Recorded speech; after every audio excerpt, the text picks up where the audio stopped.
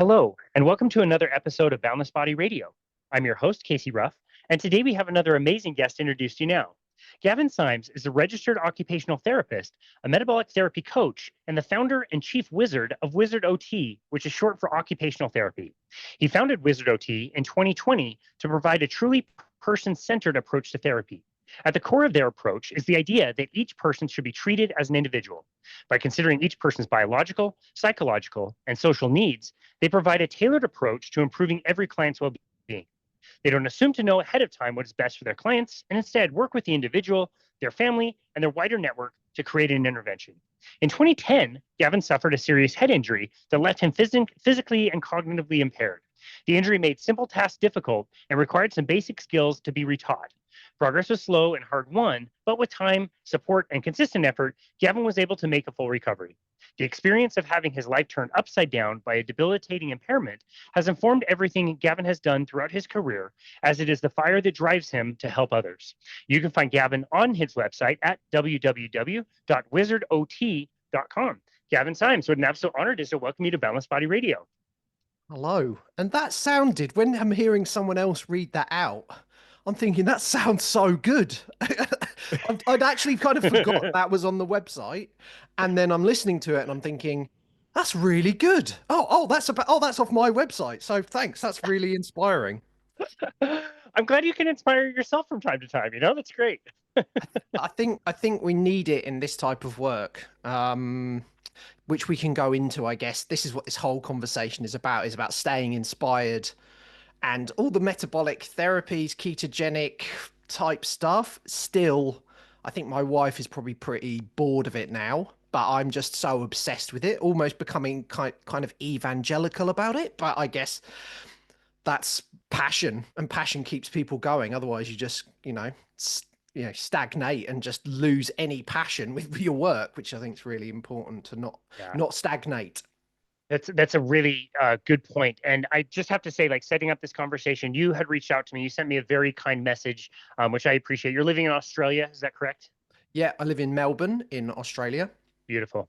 And yeah, you reached out and said that you had listened to some episodes, and we really appreciate that. And we've got amazing guests to talk about this kind of thing. And in the introduction, I used that from your website. Like you said, you've been in occupational therapy for a while. I did mention that you are a metabolic therapy coach, but we didn't really talk about anything as far as like ketogenic. I didn't see anything like that on the website. And I've heard you in podcasts in the past. This one in particular, I want to say maybe you were a guest in 2021 or 2022, and you were talking about all the things that go into therapy and make somebody feel better. And you talked about so many different health interventions like stress prevention and reduction. You talked about the importance of sleep. You talked about exercise. Like there were several different things you mentioned. And I thought it was curious that not only did you mention ketogenic diets, you didn't even mention nutrition at all, which I thought was absolutely fascinating. And just chatting with you a little bit, it sounds like you're in this transition phase of, getting into kind of learning about, ketogenic metabolic therapies and all that stuff. What an interesting time to be able to have a conversation with you. Yeah. I think the thing is I've always felt a bit worried to talk about nutrition because I'm not a dietitian. And then I've worked, and I'm not slating dietitians here. This is going to sound really damning, but I feel like I'm in good company.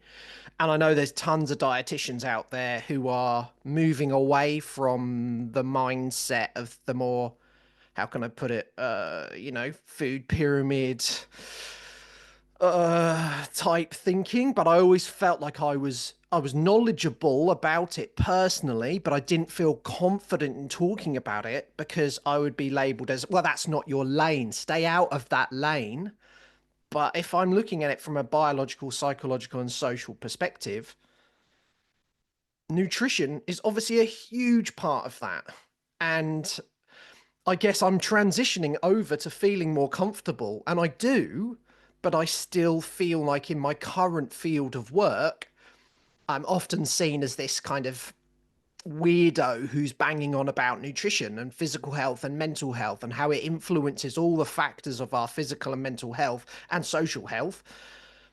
And it's almost like I'm coming out of the cocoon of what that I've put myself in, where I'm talking about lifestyle is really important, but now feeling more confident. And I'm actually going through a lot of change when it comes to that. And I guess it's finding confidence to talk about things that might seem a bit unusual. And I guess I'm quite an oddball, really. You know, as you said, chief wizard, and I tried not to laugh out loud because the things that I do, I get really good feedback that I'm not the bog standard occupational therapist.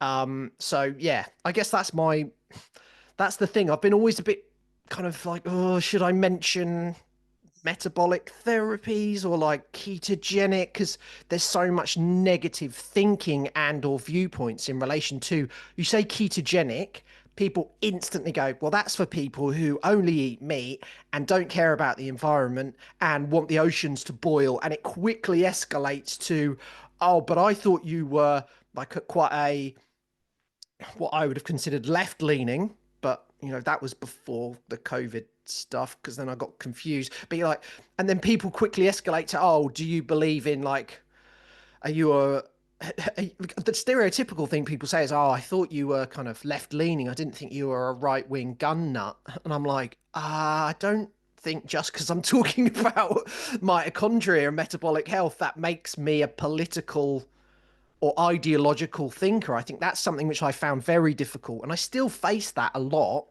where I come up with ideas and people go, oh, well, yeah, but that keto stuff, that's just a fad. And I'm like, hey, but look at this information here. And I'm like such a nerd. I read research papers virtually every day. I've actually got a Google Scholar thing set up, which sends me Me too. research papers. Problem is, I don't know if you have this, is like you have to like pause it every now and again because I can't process 20, It's 30, 40. overwhelming. It's crazy. It's crazy how Mm, many come through. yeah. So there you go. Would it be helpful if I just explain for listeners? Because I don't know if you've had an occupational therapist on an episode. I mean, I've listened to a lot of your episodes, but I haven't got all through all of them. So I do apologize. I haven't listened. I've been going back and trying to, but I don't know if you're like me, Casey's information. I'm like a sponge, and then I love then sharing that information with colleagues, friends, family members, but they're just like, stop sharing things with me. So have you ever had an occupational therapist on previously? Can you Uh, remember? Gavin, Gavin, my friend, we have not, and that was going to be my first question to you. Is if you could set that up and kind of explain, how you got interested in that, what it is, and Yeah. how you got into like working with people in that way. I would love to hear about that. Okay, great. Okay, so this is shout out to all the other occupational therapists out there. So people normally think of the term occupation as in meaning work. So most people, if you say occupational therapist, they go, oh yeah, but I don't have a job or I already have a job. So the term occupation, I've actually got my little thing here, which is I have it on my wall to remind myself of what occupation actually is. Probably can't read it. You can see Mm. it's a bit tatty and it's fallen apart. I actually have it stuck on my wall back there because often people want me to explain what occupational therapy is. So the term occupation means things a person needs to do, wants to do, or are expected to do. So if physical health, mental health, circumstances, and it doesn't even have to be, oh, you've got this diagnosis or this condition, that affects engagement in occupations, which also means, and I'm just quickly looking down so I make sure I get it right. And shout out to Brock Cook, who's an occupational therapist who came up with this. And he says, everything we do which occupies our time, any activity that occupies your time that has meaning and value to that person. And I think that's really important because what's meaningful to me could be very different to what's meaningful to you or to someone who I work with. So it's about finding what's important to that person and helping them to have health promoting engagement in occupations. So Casey, to chuck the spotlight on you, what do you find meaningful? So just think about what sorts of things do you find meaningful in your life? I'm flipping it Yeah, round. You're like, damn, this guy's putting me under the spotlight now. whose podcast is this, man? Yeah, no, I doing conversations like this are incredibly meaningful and enriching. I think about my day to day. I had my clients that I got to train and spend time with and take them through different exercises, and I myself got to go and practice a sport that I really enjoy, ice hockey, and I had a few skills that I was working on the ice and trying to to get better at those things. And so, yeah, just as a short snippet of even just examples of things I did today, those are all things that give incredible value and meaning to my life. So, as an example, here we go. You can see how, because what I'd like to do is I like to give examples because people go, oh, yeah, but that sounds really abstract. What do you mean things I need to do, want to do, expect to do? For example, you've mentioned ice hockey. If you had like a debilitating injury, and I hope you obviously hope you don't, but if you did, not being able to engage in ice hockey and all the elements that you gain from ice hockey, it's not just the doing, it's the belonging, it's the meaning, it's all the things that tie in together with ice hockey. I would expect you wouldn't be feeling great if you just couldn't do ice hockey for whatever reason, whether that's physical health, mental health, and occupational therapists, really good occupational therapists, because there's many different forms of occupational therapy. Someone might help you, or an occupational therapist might help you to then get back into ice hockey to overcome difficulties. It can then come down to even as little as, if, say, for example, I always give the example, if you had a hip injury, right? If you had to have a hip replacement, I really hope you don't. No, I'm not projecting the future. Um, if you have a hip injury, and you were hospitalized and had to have it replaced, you wouldn't be able to do a lot of basic activities of daily living. So it might be difficult to actually get out of bed. That's an occupation. Being able to wash and dress yourself, that's an occupation. Being able to socialize, leave the house and spend time with friends, that's an occupation.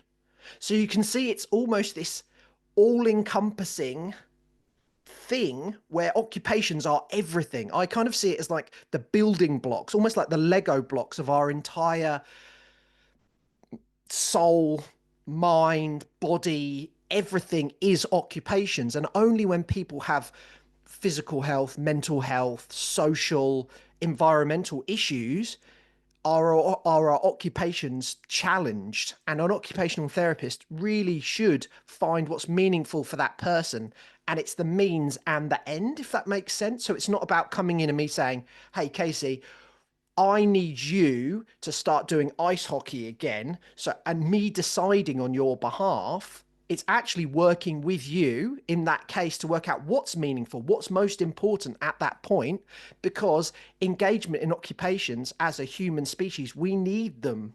Downtime, not having anything to do, no routine, no schedule, all these things impact our actual well-being on many, many, many different levels. And that's why I find occupational therapy so exciting, because it's almost like a limitless source of excitement for me, because I can work out and work with people to do what they mean to do, what they need to do, what they want to do, what they're expected to do. And then you have people say, I've never had someone help me to get back into, for example, I'm working with someone at the moment who used to play football, aka soccer, as some parts of the world call it, as I would call it growing up, football. I know that's a whole other subject. Um, and I was working with someone who he was a semi-professional football player in many years gone by, and because of his mental health issues, and long-term schizophrenia, hasn't been able to do it. And we've been working with him to get him back into just going and watching football with a smaller club, then engaging.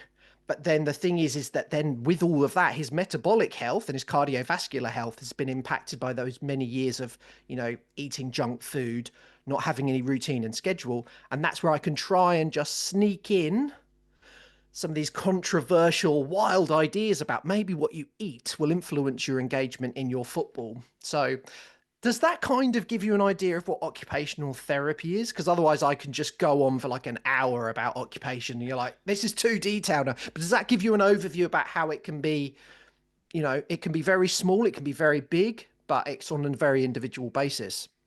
Yeah, well, I'm just thinking to myself, like this is such a wide breadth of stuff that you have to cover. It must be crazy difficult to prepare for all these different things because you don't know in which ways you're going to be working with people, and there's so many different modalities in all the different levels that you're talking about. The scope of what you have to deal with just seems incredibly wide. Yes, but I think I'm so used to doing it now. I actually, I don't know, like I find it easy. That's the wrong thing to say. It's not like "Ugh, so easy," because I think it can be very easy to just apply. I think a lot of occupational therapists get into a specific line of work. So they'll get into, I only work in maybe a hospital ward where I'm giving people commodes. So if listeners don't know what that is, like a thing, if you can't get on and off the toilet, you have a thing that goes over the toilet to mean you don't have to um, do so much of a squatting position to get down onto the toilet, or grab sticks to pick things up off the ground, or what's called a sock aid. So you literally have a sock on the end of like a little thing and you put it down and you can get your sock on. Because again, these are important occupations. But I have a mind, and there's many reasons why this is speculated, but I have a mind where I find just variety and addressing the issues so useful. Also, people think occupational therapists maybe just we just go do a weekend course or whatever, but you actually do have to do a university qualification, which I did in the UK before I moved to Australia. And what I do now is that I just apply that basic premise to each person. What's meaningful? What challenges are they facing, and work with them on that individual level. And that's what I find so exciting, and kind of one of the reasons why I said Wizard, gave the company name Wizard OT, because it is almost like a, not like a magic trick, but it's almost kind of, people go, well, is this therapy? And you're like, yeah. And they go, but I thought therapy was sitting and talking to someone on a chaise lounge with, the person with their eyes down like this with a, okay, tell me about this. And obviously that's an amazing form of counseling or psychology or talk therapy, but we get taught as occupational therapists to include all of that stuff, motivational interviewing, um, how to include people in groups as well, because that's another massive thing. um, Obviously social connection and social belonging and purpose all ties in all together. So long story short, I think maybe at the beginning, I kept thinking, I have no idea what I'm doing. But thankfully, I did a really good course where they teach you. I mean, for the first year, Casey, I didn't actually understand what occupation meant. I was just kept thinking, what, this is so much stuff to think about. What do you mean? Biological, psychological, and social. How am I ever going to understand this? And a really brave person at the beginning of the second year in one of our lectures, she kind of raised her hand. She said, I don't want to sound stupid. And when someone says that and you're like, oh, is this going to be something really outrageous? She said, I don't really get what occupation means. And everyone just went, oh, yes, that's exactly. And the lecturer said, that's fine. This is a complex subject. We need to almost show you everything to then draw you back in altogether. And then when we went and did practice placements, that's when it all kind of came together. So there you go. Interesting. Yeah, interesting. Okay. So we're talking kind of about the beginning of your journey here and all Yeah. your training and everything. Regardless of whether you agree or disagree with what was taught, was anything taught at all about nutrition as a piece of that puzzle? Did anybody No, talk? And nothing, like not food pyramid, not vegetables, nothing. no, nothing. And Okay. at the time, it's interesting because I've got one of these, well, yeah, a diagnosis of ADHD. So I'm always one of those people where I just kind of thinking, well, what about this? What about this? And I do remember thinking at the time, this course is super stressful. Why are they not giving us like, and I didn't really, I was doing yoga and Tai Chi at the time because I knew it was relaxing. I was thinking, I wonder why they're not teaching us or using this or giving us breath work to do at the beginning of lectures, because there was so much stress. And I remember thinking that's really a psychological part of this occupation stuff they're telling us about. But there was zero. I mean, maybe there was a brief mention, but I guess they were trying to teach us how occupation applied to so many different populations. So we're talking about intellectual disability, autism, physical health conditions. But that's the one thing now where I'm like, I wish they'd given us some basic understanding about how nutrition and lifestyle habits influence engagement in occupation. I mean, that was kind of there, but at no point was there anything about nutrition from memory anyway. And that's like 10 plus years ago, so I might have forgotten, but Yeah. Yeah, interesting. Well, and you've already mentioned unconventional, and I gather that from, playing around on your website and hearing your content that you've done in the past, that you have been into unconventional things for quite a while and open-minded to those kinds of things without getting, like you said, like tied up into like the politics of things. You've been willing to consider things in the course of your career. When for you did you have an idea that that might be a part of it, that what we're feeding ourselves could affect any of those things you mentioned, the behavioral, the psychological, the physical, the mental, any of those things? When did that kind of like become an idea for you that maybe was something you wanted to investigate? I think it's always been there for me. Well, not always. Probably at the age of like 19, 20, I was quite heavy. I mean, I was very overweight as a child. So my parents tried their best, but it was eating highly palatable processed junk food, really. So I was overweight as a child. So I went through all of that. And obviously, kids are not the kindest to other kids. So I had a lot of like bullying and negative thoughts about myself and all that type of stuff. And I got into lifting weights when I was 18, 19, 20. And I then realized when I exercised, and then if I ate food which I thought was healthy at the time, so I was following the food pyramid. So I was like, oh, after exercise, I need to have loads of pasta and chicken, really lean chicken, as lean as possible. And I did find I felt better personally, but that was kind of like a side thing for me. It was like, okay, this is what I do with my own life. And I guess getting into occupational therapy, then realizing huge swathes of the population of people that I work with have terrible metabolic physical health, and they're eating tons of junk food. And I remember just thinking, surely someone is helping these people to not eat this much terrible food. And then I'd come across dietitians. Again, I'm not bashing dietitians here. This is just the example where they'd be giving these nutrition plans and it would be like low fat. And I just kept thinking, hang on a sec, but these people aren't getting any better. These people are just eating terrible food. And I'm sure this is messing up their mental health because it messes up my mental health. If I eat junk food for a week, I feel terrible. But then realizing that I was kind of a bit of an outlier, really, kind of even mentioning these things with people was like, oh, that weirdo guy. He's talking about food affecting mental health. And I would often get kind of talked down to or shut down by psychiatrists, dietitians, other clinicians. And I remember one of my previous bosses going, this isn't our lane.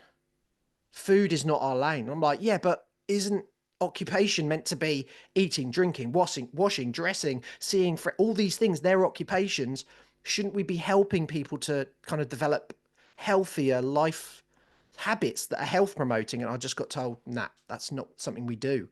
So yeah, it was difficult because it's quite obvious, but I think there's still now people that think, oh well, food. I had someone say the other day, they said, Gavin, food has nothing to do with mental health. And I'm like, how can someone even say that in the year 2025? Surely it does, but rather than trying to stay in my lane and change that lane, just get into my own lane, create my own lane, and people seem to resonate with it, but it's still a bit of an uphill battle, I have to say. Wow. Wow. Well, it's such a good point. Like, how can you still say that in 2025 is a great question with so much coming out about it. And like you said, it should be fairly obvious. You hear all the time about people with Parkinson's or Alzheimer's or whatever, and you just look at their diet and it is generally very terrible. And it seems to me that they're adding more sugar to their diets because their brains are so starving. It seems like they're over the years adding more and more and more to hopefully get a little bit of energy that they're missing anyway. So it's interesting that you came to those conclusions. When did it occur to you that the diet you had thought was helping you and definitely certainly did help you, that the chicken and the pasta and that kind of thing? When did you start to maybe hear that there was another unconventional thing out there that had to do with like lowering the amount of carbohydrates you were eating? That was, and again, a personal experience, because I think a lot of us, we go through our own personal things to then go, hang on a sec, this isn't working. So I started to develop chronic persistent pain. in my hips, in my back, in my neck, all over my body. And my hands were, I'd wake up, my hands were painful to move. And I was going to doctors, specialist sport doctors, useless, well-meaning osteopaths, uh, all the things where it's like, okay, I need to fix this issue, and I need to be, all these things where they're like adjusting, and I'm like, I got no relief, and it got worse and worse and worse and worse. And I eventually came across. I'm trying to remember the name of the podcast now. The guy Dave Asprey, was it Bulletproof Radio? Bulletproof. Yeah, bulletproof radio.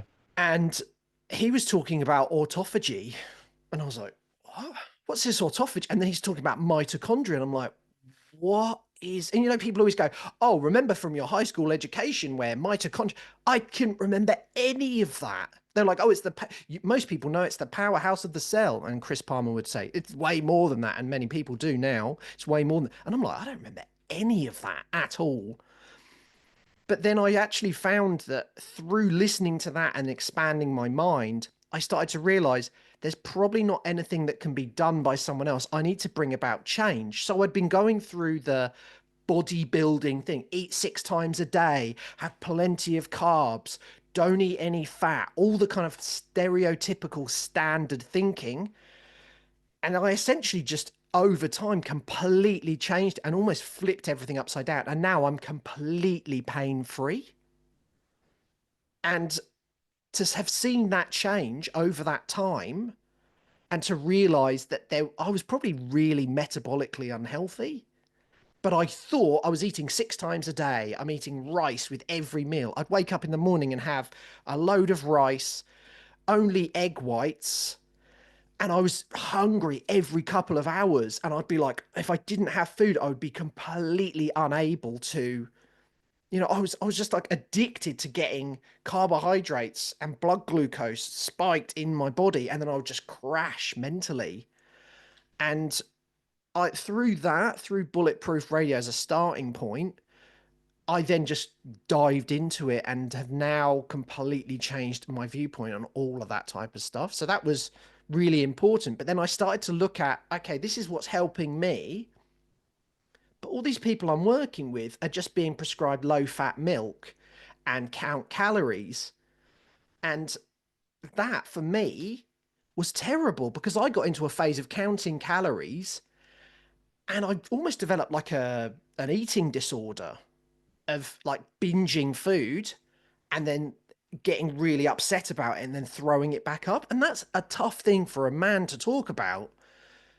I think it's tough for anyone to talk about, but I remember thinking this can't be healthy if I'm following these guidelines to the T and counting everything. And I kept thinking, well, surely all these things must be influencing physical and mental health. And then I heard Chris Palmer on a podcast. I'm jumping forward, so tell me to stop jumping forward and backwards if you want to. I'd got into ketogenic low carb eating and I lost tons of weight, felt mentally clear, just felt like I'd never felt that good in my entire life, like had energy, focus, attention, being able to, my sleeping was better. I lost weight. I was like, oh, but I've been told if I don't eat carbs, all my muscle's going to go away and I'm going to lose all my muscle. And weirdly enough, I actually gained more muscle. I actually do I think you've mentioned this. I do HIIT training, so high intensity training, because when I had I thought I had injuries. I was being told, oh, you've got these issues and that issues. And I just was like, right. And then I found Doug McGuff on a podcast and he was talking about just really one set to failure. And I started doing that and I was building even more muscle and I wasn't hungry all the time. And then yeah, it just blew my mind. And then I heard Chris Palmer on a podcast episode talking about mitochondrial health in relation to mental health. And the two things just kind of went bing and locked together. And I remember saying to someone, have you heard of this Chris Palmer guy? And this must be like 5, 6 years ago. And they were like, no. And I was like, check this out. And I was trying to like share it with people. I had so many people coming back just going, that's terrible. Keto eating's terrible. You shouldn't do that. You're going to die. You'll have a heart attack, blah, blah, blah, blah, blah. So yeah, it was like a slow, gradual journey. But then I started to realize, well, surely if this is having so much benefit to so many people, surely people need to know about this and this could help other people. So yeah, it's been a weird long journey. And the other thing is to go back a step, like you said in the introduction, I had a brain injury, right? So double skull fracture and a brain hemorrhage, was completely debilitated. Didn't know who I was, where I was. I was on a brain injury ward. I was trying to break out. I was told I was experiencing the signs of kind of, it was described by one of the neurosurgeons as the symptoms of dementia because I was so disorientated, didn't know where I was, didn't know who I was. And I just wish that I'd had someone say, well, actually, did you know that if you kind of cut carbohydrates down, that might really help your recovery from the brain injury? But they were just dishing out junk food in the hospital, just junk food. And I remember thinking, hang on, does that mean that the medical system isn't that clued up when it comes to nutrition? So it's all these points in my life where it's all kind of connected up together. And now I'm just, yeah, I just feel like mainstream nutrition advice is just completely flawed. But what do I know? A thing or two, I have to say. That Yeah. is an amazing. That's an amazing journey. It's so cool that you were able to find those specific people at those times. And yeah, Dave Asprey is not somebody I follow now, but I remember that the sheet that he created that was like the blueprint diet roadmap or something, and how influential that was. Like, oh, there's red meat on here. Oh, I can eat these certain vegetables, and like, yeah, yeah, totally, You're gonna die. You're gonna eat exactly. 2 steaks and die. There's Yeah. butter on there. I can have butter. Oh my goodness, yeah. But I tell you what, Casey, when I then started doing that, I remember just feeling like, oh, this is the food that I love eating. And I just felt so much better and mental clarity and not these feelings. I thought it was usual to eat a meal, feel okay, and then crash and then be starving, like starving myself to try and get round it. Because again, from as being an overweight child, having all those body image issues, which I still have in my mind, I just remember thinking, oh, it's so nice to be eating bacon and, just all the things which I really like eating, and having butter on things just makes it so much more tasty. So yeah, it's been a long, weird, windy road, but then the road to actual change is never like I think for some people, I don't know how you feel. I think I've heard you say on podcasts where it's like it was a journey, but I've still got it where it's trying to convince people that this is even a thing, like metabolic therapies are even a thing. So yeah. Yeah. I love the component of your story that you mentioned earlier. I can definitely relate to this, where you said you feel like you've learned this and you've been in this cocoon and you're like learning about it and you're just about to kind of bust out. I remember when I was going around the gym and yeah, it was like whisperings to people of like, oh, you should try to like lower carbohydrates or eat more fat. That's not bad for you. And I know it was totally against what the registered dietitian was telling people. And I started to develop a bit of a reputation where people in the club were calling me Keto Casey, and I was like, I don't want to be pigeonholed as that guy, Keto Casey. And eventually I just learned like, I'm just going to embrace this and do this. And it's so interesting to catch you at this time where you've learned about all of this. You've learned about this for yourself. How do you suppose this is going to bleed into the work that you're doing? How are you going to incorporate this into, your profession? And how have you already been incorporating some of that stuff already? Really good question. I guess what I'm going to have to do is bust out of another cocoon. Metaphorically, the hero's journey, all these kind of philosophical ideas.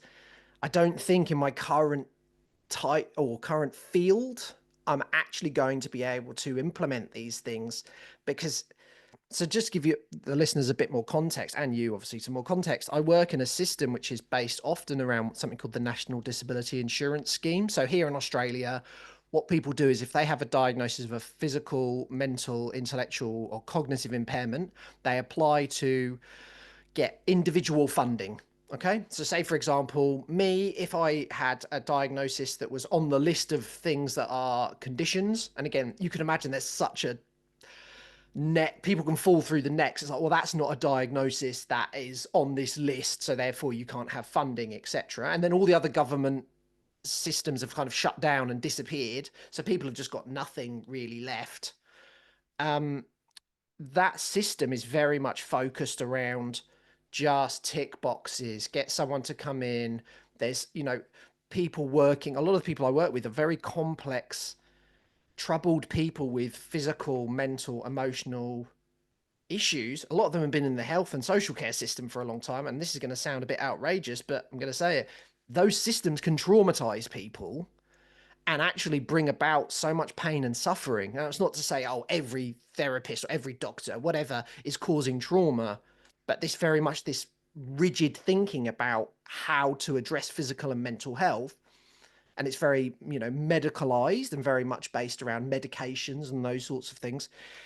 To actually bring about this type of change, I think I'm going to have to break out of that cocoon and pivot my business or pivot my service to actually be providing to people that really are interested or are keen on getting more information about metabolic therapies, nutritional psychiatry, all that type of stuff. And I'm not saying I'm a psychiatrist, but it's almost like I think you've described where you had to kind of start your own thing to create your own lane because the limitations of where you were before or where we are before is really troubling. So that's what I've found most difficult because, you know, I still have it where dietitians tell me you can't give you can't give advice about nutrition. I'm just saying I'm not giving advice. I'm just saying, hey, check this paper out where people with Parkinson's have really improved their symptoms through adjusting what they eat. People, that's all bullshit. That's those keto idiots, people that just eat meat and want the planet to burn. And you're like, no, is it? I don't know. So yeah, it's a tough one, but I'm going to have to do it because I don't think I can survive mentally and long term in a system that doesn't want to improve people's health. And it's not, as we know, it's not just about the food, as Chris Palmer has described so well in Brain Energy. Mitochondrial health comes through so many different lifestyle related habits and changes and factors. Oh my goodness. So when you first said, I don't think I can do this way, I have to change. I was thinking like, what do you mean Mm. you can't do this?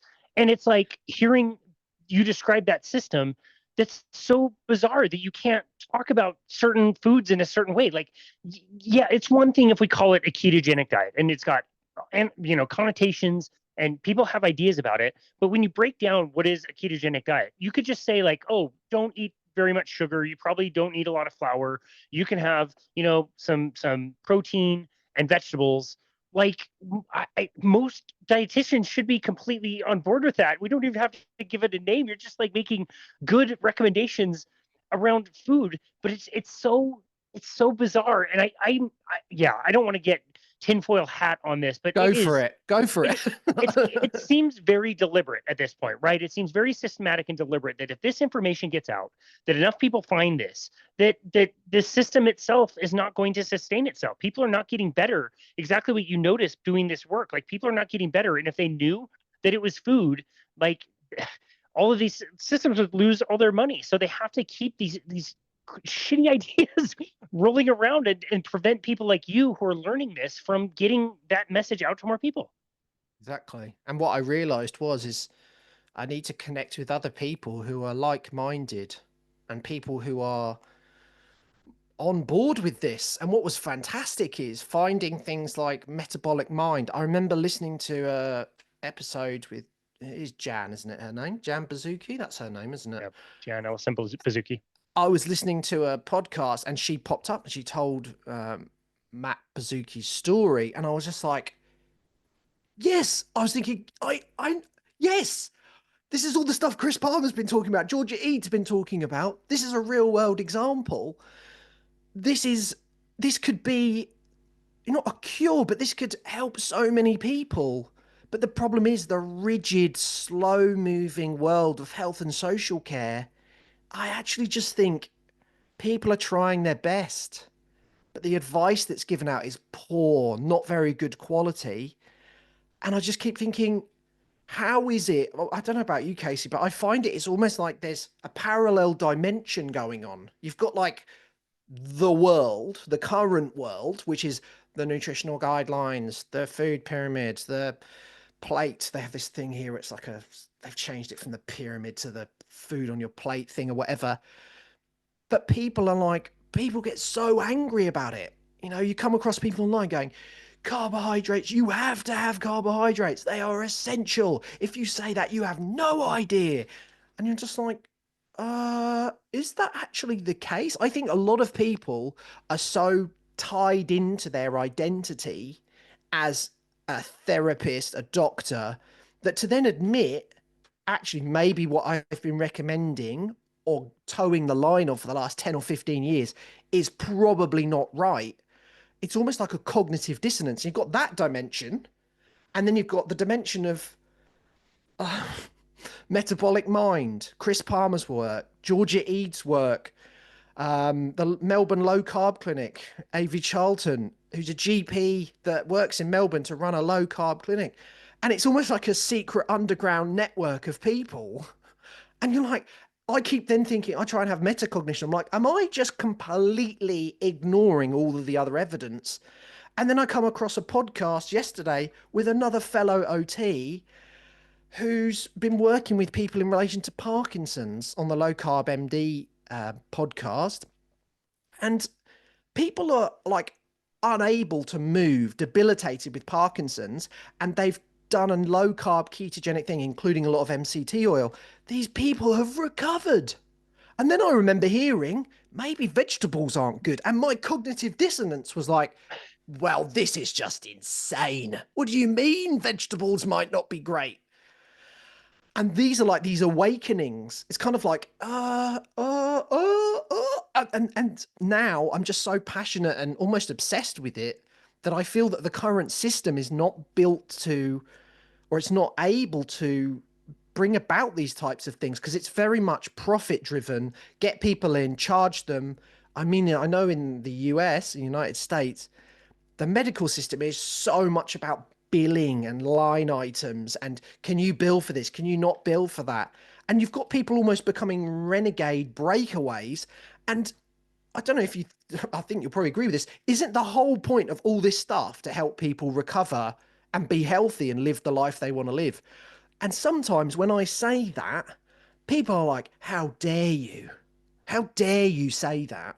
This person has this disability, and how dare you say that there's something wrong with them and that you can fix it? And I'm like, I'm not saying that.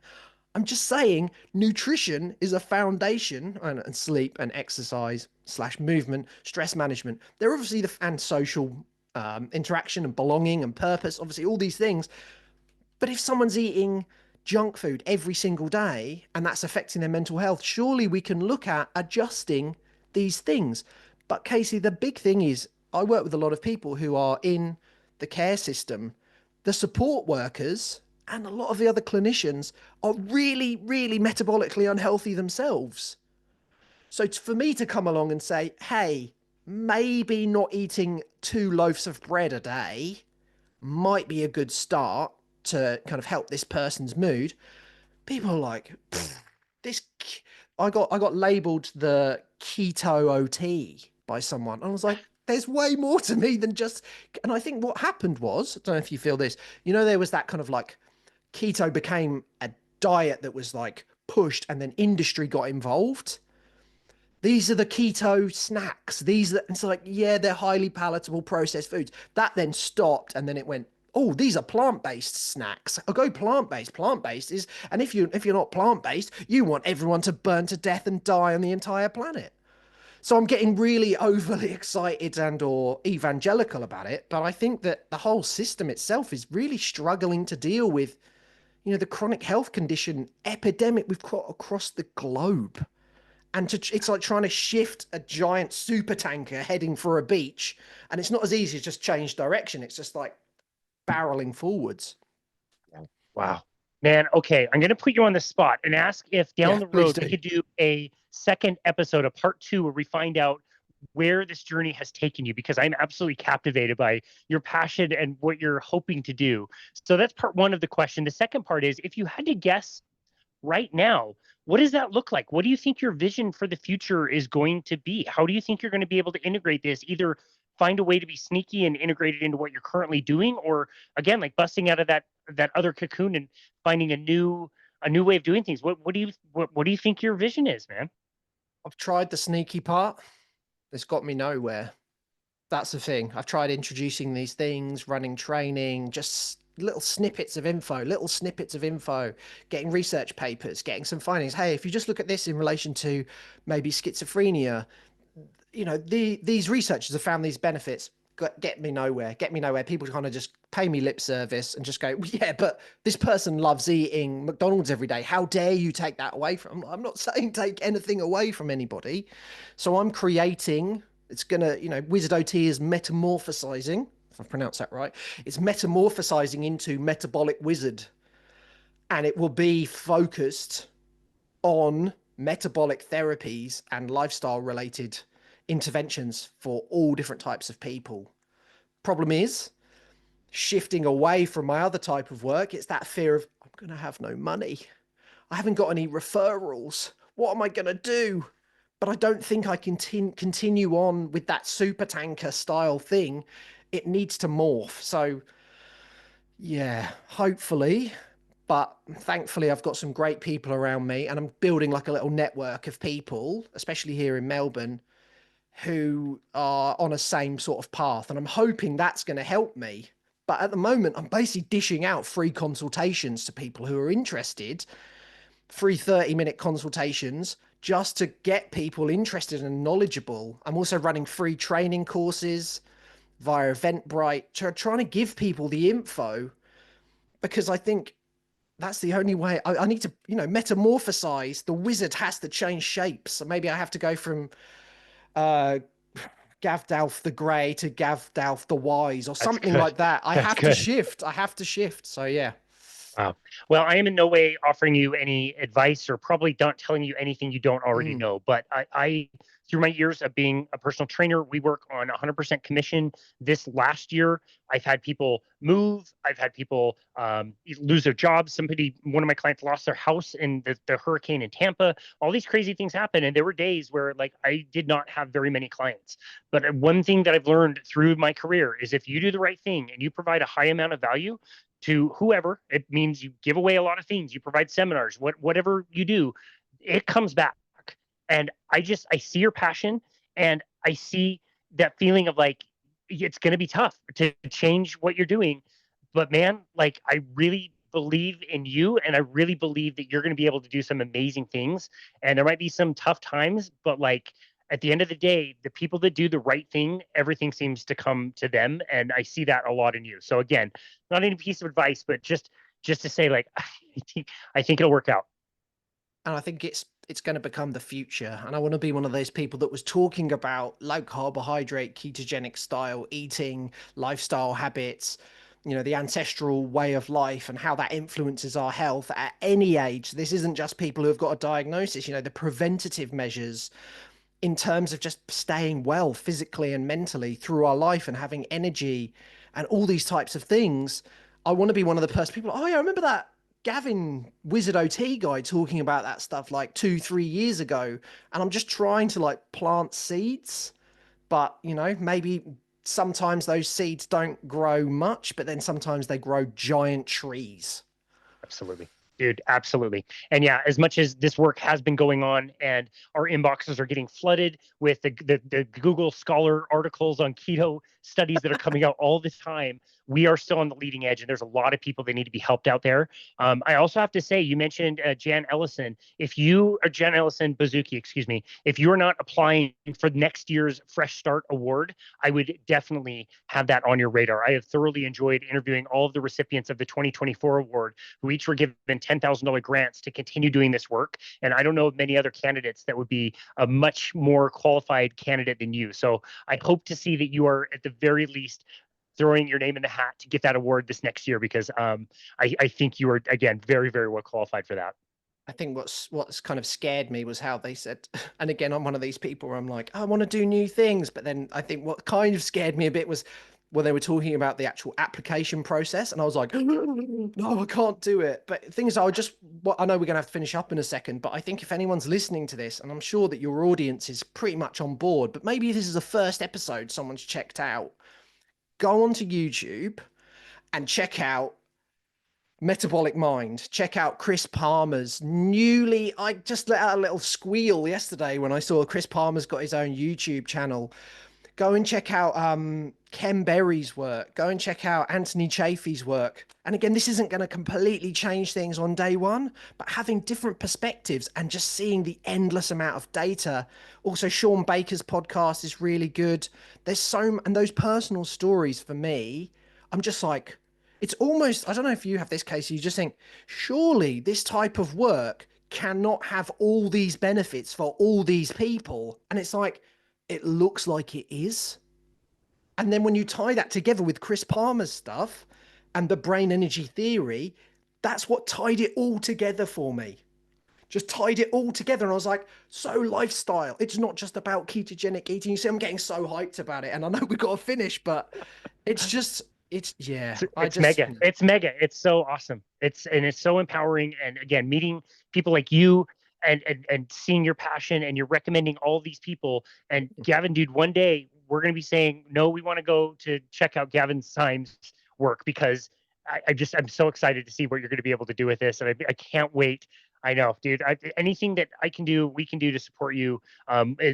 Just reach out anytime. This has been a wonderful conversation. I'm so grateful for you that you reached out and we were able to set this up. And I cannot wait to see where this goes in the future. And we'll definitely host you again to get a progress update for sure. But for now, Gavin, where can people go to find you and connect with you and your work? I guess the website, wizardot.com.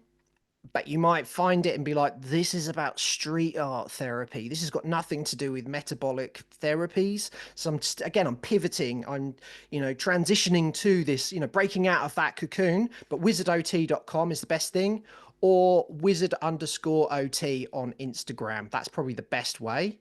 Yeah, I guess that's it for now. Excellent. But don't get confused. Be like, I thought this was metabolic therapies or ketogenic. It's like street art and creativity. It's like, that's the old service that's I need a website readjust. So yeah. I thought that stuff was pretty cool. I didn't know much about the street art piece until I came across you and your work and your website and other podcasts where you talked about that. So I thought that was really exciting. Dude, I wish you all the best in everything that you do. I feel like it's going to be very, very successful. And I just don't think anybody's going to be able to contain your passion and excitement about it anyway. So Gavin Symes, thank you so very much again for reaching out, and thank you for taking time to be on our show today. We really appreciate you. Thank you. Absolutely. And this has been another episode of Boundless Body Radio.